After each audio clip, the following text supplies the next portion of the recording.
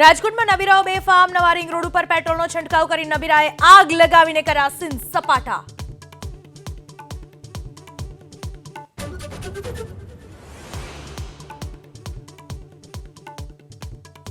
આણંદમાં દારૂના નશામાં અકસ્માત સર્જનાર કાર ચાલકની ધરપકડ। જિંદગીથી પરેશાન થઈ દારૂ પીધાની કબૂલાત કરતો કાર ચાલકનો વિડીયો વાયરલ।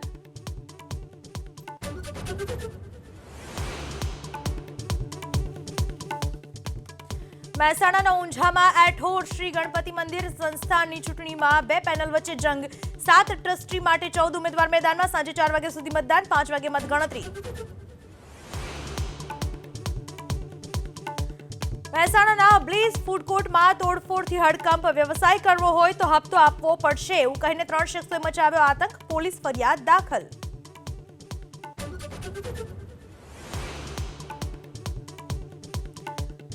ડાંગના વઘઈમાં પુરવઠા નિગમના ગોડાઉન બહારથી ઘઉં ભરેલા ટ્રકની ચોરી। 515 કટ્ટા ઘઉંની ચોરીથી પોલીસની ટીમ થઈ દોડતી।